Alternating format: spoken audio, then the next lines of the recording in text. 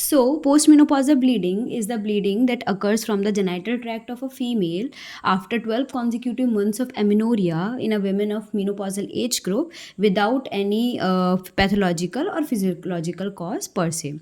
Now, we are going to discuss this topic in detail.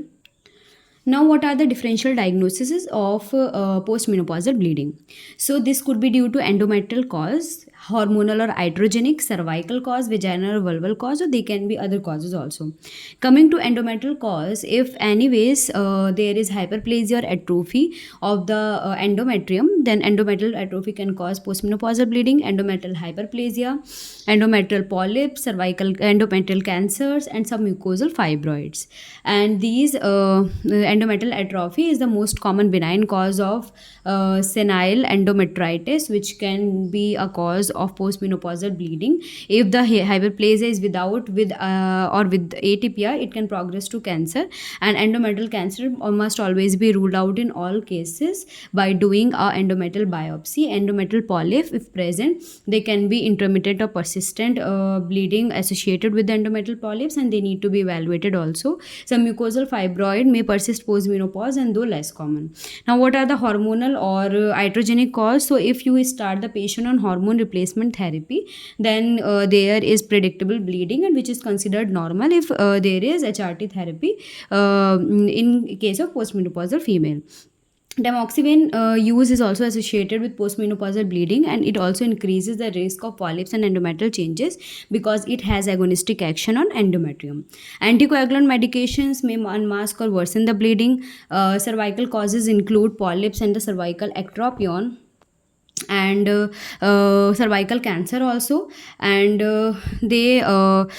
cervical polyps are usually benign but can cause spotting. Cervical ectropion is less common in postmenopausal age group, while cervical cancer must be excluded with the speculum examination and the smear.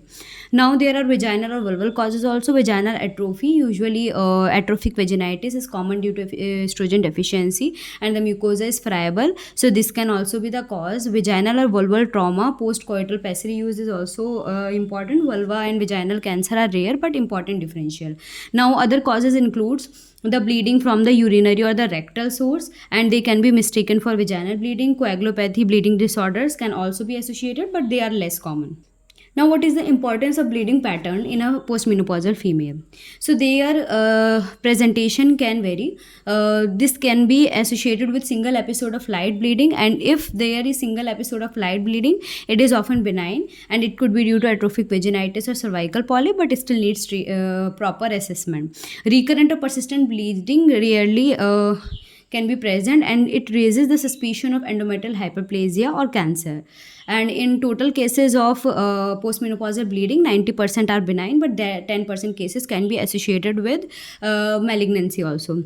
Now, if there is heavy bleeding, clots and flooding of blood, then uncommon in PMB, but it may indicate presence of malignancy, fibroid and coagulopathy. And bleeding after sexual intercourse, known as a postcoital bleeding, is suggestive of cervical pathology, and this could be due to cancer, polyp or ectropion. And after HRT initiation, there can be bleeding in the first 3 to 6 months of sequential HRT, and must be evaluated if persistent and late onset. If there is presence of brown or watery discharge, then it can indicate the presence of endometrial malignancy or infection. And if the bleeding is occurring following trauma like intercourse in case of postcoital bleeding or pelvic examination, then this may suggest atrophic vaginitis or the fragile mucosa. Now, how to proceed with the case of postmenopausal bleeding? First of all, history is very important. We have to assess the bleeding pattern, use of HRT, and the risk factors. We have to ask the volume, frequency, and HRT, especially sequential HRT, tamoxifen use, and assess the risk of cancer and trauma in the patient. On physical examination, PV and PS examinations, means per speculum and per vaginal examinations, are performed, and we have to look for cervical polyps, atrophy, and signs of malignancy in vaginal lesions in case of physical examination. Cervical screening is very important, and it is done by pap smear, and if cervix appears abnormal or the smear is suspicious, then we have to refer them for colposcopic directed biopsy. Now, on doing transvaginal ultrasound, we have to assess the endometrial thickness. If the endometrial thickness is 4 and this is the cutoff, then the patient is considered as low risk and conservative management is done if there is no symptoms. And we have to assure the patient unless bleeding persists. In case of persistent bleeding with less ET, even less than 4 it warrants biopsy. But if the ET is more than 4 then it definitely requires biopsy or hysteroscopic guided biopsy, because there are high risk of hypoplasia and the malignancy. Endometrial sampling can also be performed, because endometrial cancer can also cause postmenopausal bleeding, and it is done by pupil biopsy or hysteroscopic guided biopsy. Hysteroscopy, if biopsy is inconclusive and focal lesion is seen, and we also have to look for the other causes like urinary tract lesions, rectal lesions, and presence of trauma, coagulopathy, and certain medications. Now, based on the findings, we have to either treat or refer the patient appropriately. In case of malignancy, urgent gynecology oncology referral is needed in case of persistent or recurrent postmenopausal bleeding, and ET should be more than 4 for urgent referral, or if there is abnormal cervix or smear, or if you have done a biopsy and biopsy report is showing atypia or typia, or there may be presence of cancer on the biopsy sample. Now, how will you evaluate a postmenopausal bleeding based on USG? So, first you have to look for the ET, and if ET is less than 4 then there is low risk of malignancy, do not need biopsy, and if ET is more than 4 then higher risk, which requires hysteroscopy or biopsy, and if ET is not measurable, then we have to evaluate it by hysteroscopy also. So, in case ET is not measurable, then it also requires further evaluation. Now, based on the endometrial morphology, the endometrium can be homogeneous or thin strip, which is a normal atrophic endometrium. If there is thickened heterogeneous cystic area is present, then this can suggest hyperplasia, polyp, or the carcinoma. And if the endometrium on morphology is irregular or poorly defined margins, then there are suspicion of malignancy also. And intrauterine masses like echogenic polyp-like lesions, submucosal fibroid altering cavity shape may suggest postmenopausal bleeding, and consider further evaluation. Echogenic polyp suggests endometrial polyp.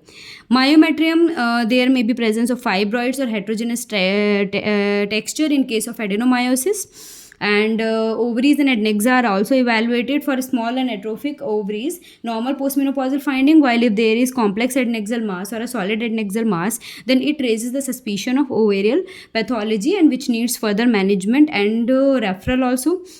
Now we have to evaluate the endometrial cavity fluid also. If this is less in amount, it can be due to atrophy, and the large amount a thickened endometrium is there, then this can consider for malignancy or infections, in case of cervical pathology, pyometria can be there.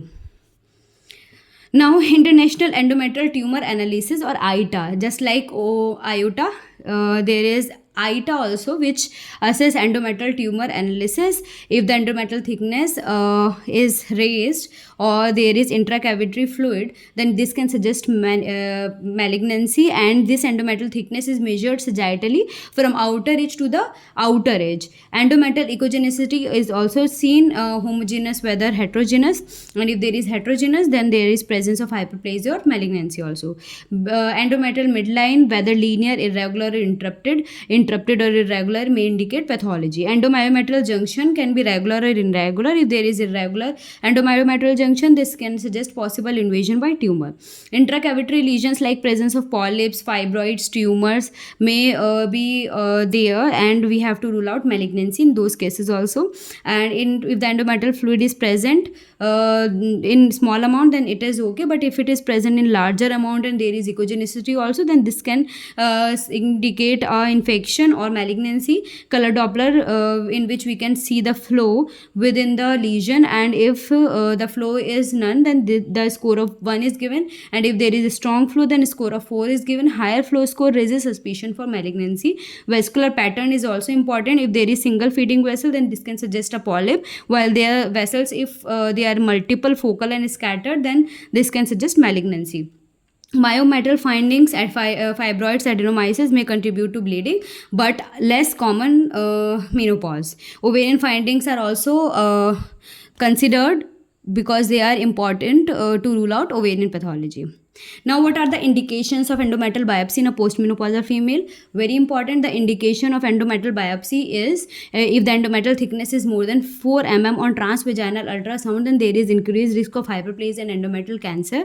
If there is persistent and recurrent bleeding, then this is also high suspicion. If there is unexplained postmenopausal bleeding and there is no detectable endometrium, then we also have to do a hysteroscopy for evaluation of this patient. Abnormal uterine bleeding with risk factors including obesity, diabetes, tamoxifen use are increased risk of endometrial cancer, and suspicious finding on hysteroscopy pelvic examination may indicate visible lesions or irregularities requiring histological diagnosis.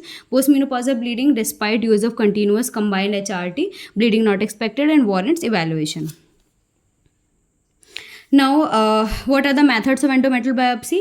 It can be taken. So these methods can be used: pupil biopsy, dilatation and curettage, hysteroscopic guided biopsy, aspiration biopsy using Novak's curette, and endometrial brush cytology. So pupil biopsy is done using a thin flexible suction catheter inserted via cervix to aspirate the endometrial tissue. It is done on OPD basis, minimally invasive, and there is no requirement of any anesthesia, and it is the first line for OPD endometrial sampling. Dilatation and curettage can be done under anesthesia, cervix dilated and curated to scrape the endometrium under direct visualization. Visualization of light source, and it is more comprehensive, can be therapeutic also in case of excessive bleeding, and it can be used for OPD basis, but it is inconclusive and inadequate. Hysteroscopic biopsy is done under direct visualization of the uterine cavity with a hysteroscope. Targeted biopsy of the suspicious area or the raised areas is taken. It is precise and allows diagnosis as well as treatment, and if there is polyp also, we can remove it hysteroscopically. So it is done when focal lesions are suspected. Now, what is the role of aspiration biopsy? Suction curette used to aspirate the endometrium, less commonly used and occasionally used in specific settings. Endometrial brush sampling cytology can also be done. It is a cytological method of endometrium assessment, and less tissue is obtained, and it can be used for routine practice also.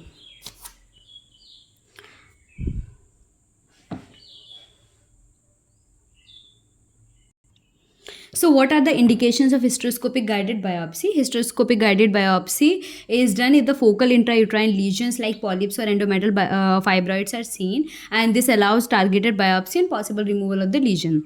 If the if the biopsy done with people is inconclusive or inadequate, then under direct visualization, improvement of diagnostic accuracy is seen. Persistent postmenopausal bleeding despite normal initial biopsy. So if there is normal initial biopsy and still patient is having postmenopausal bleeding, then this warrants hysteroscopic guided biopsy. Abnormal uterine cavity, morphology on ultrasound or saline infusion sonography, and preoperative assessment prior to surgical management.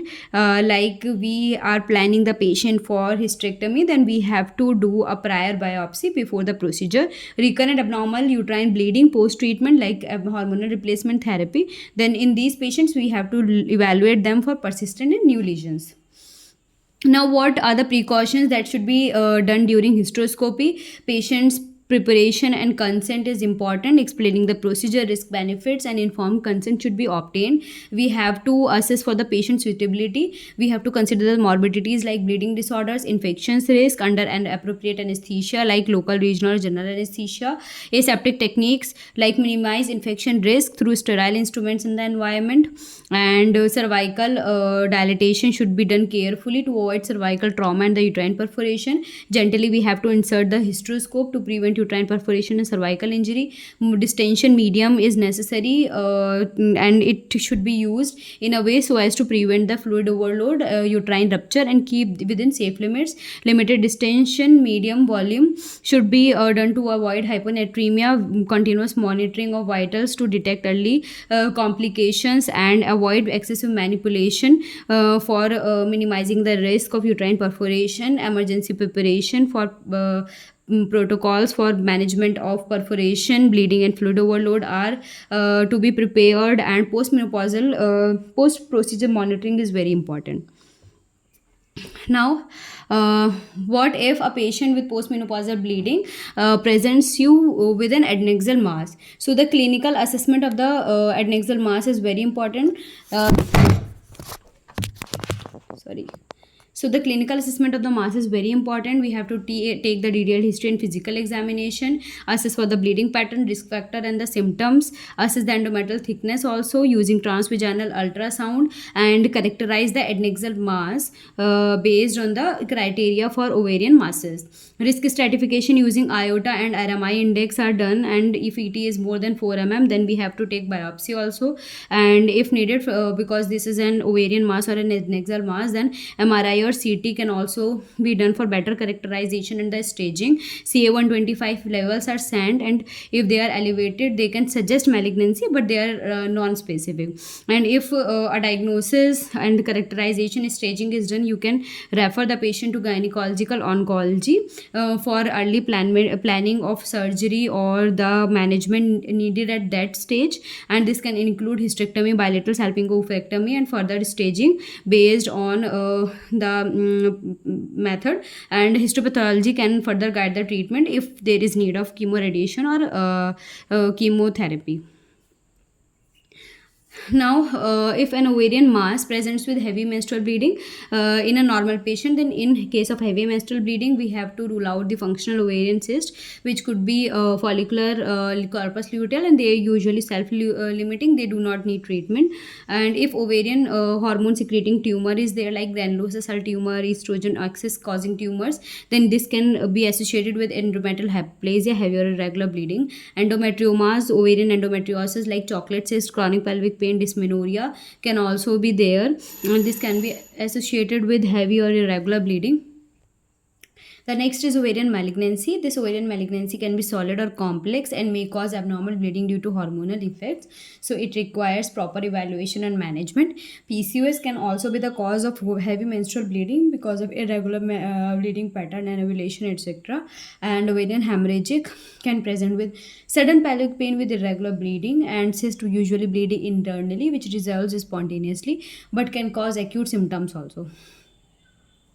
Now, after biopsy, what details are to be included in the histopathological report? So, the type of specimen is important, whether pupil biopsy is there, whether the sample is taken after DNC, or if it is a hysterectomy specimen, and the endometrial thickness and amount of tissue taken, suggesting the adequacy of the sample, ensures representative sampling. And on histopathology report, whether there is simple hyperplasia or complex hyperplasia with or without atypia is mentioned. Cytological features like the presence of nuclear atypia, pleomorphism, mitosis, which can indicate malignant transformation, gland to stromal ratio, very important, and complex hyperplasia has higher malignant potential.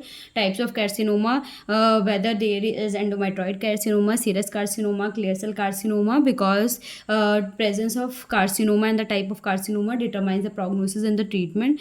FIGO grading, whether this is grade 1, grade 2 or grade 3. If there is hysterectomy specimen, then degree of myometal invasion should be mentioned, which is also a prognostic factor in the management. Lymphovascular invasion and cervical involvement, margin status, peritoneal spread is very important. And the other finding, if there is associated polyps, necrosis, inflammation is also told. So we can also perform immunohistochemistry, and if there is p53 positivity, then this is a poor prognostic sample. Ki67 mismatch repair, Ki67 association, which is a proliferative marker, and mismatch repair proteins are associated with good prognosis, and this helps in classification as well as prognostication of the tumor. Now, the endometrial cancer can be of following type: endometrioid adenocarcinoma, which is the most common, and it is seen in 70 to 8% of the cases and associated with good prognosis. While serous carcinoma is high grade and aggressive tumor in 10% of the cases, associated with poor prognosis and often advanced. Clear cell carcinoma is also aggressive, seen in 5% of the cases, and it is also associated with poor prognosis. Carcinosarcoma, in 2 to 5% of the cases, can be present, which also shows aggressive behavior, mucinous adenocarcinoma, in which there is presence of mucin, and squamous cell carcinoma and undifferentiated carcinoma, which also carries poor prognosis. So based on the FIGO grading, we divide the endometrial carcinoma into three grades. Grade 1 is well differentiated, grade 2 is moderately differentiated, and grade 3 is poorly differentiated. If more than 92% glandular pattern is seen, then this is grade 1 and it is of favorable prognosis. While grade 2, where there is around 50%, less than 50% solid part, then this is intermediate prognosis. And if the solid growth is more than 50%, then this is associated with poor prognosis. So grade 1 is less than 5% of solid pattern. If 5 to 55% of solid pattern is there, then this is moderately differentiated, or in other words, more than 50% is grade 3 or poorly differentiated tumor.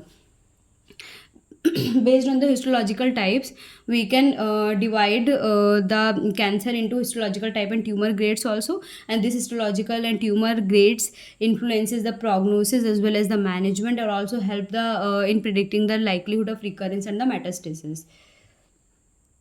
Now, investigations guiding treatment in endometrial cancer. This could be histopathological examination or the endometrial biopsy. It did diagnose the cancer as well as determine the histological type and the grade, and also help in deciding the treatment. Transvaginal ultrasound assess the endometrial thickness and myometrial invasion. MRI pelvis CT scan assess the depth and the lymph node involvement. Chest X-ray is used for lung metastasis for as a part of staging. Lymph node assessment can be done using sentinel lymph node biopsy or lymphadenectomy.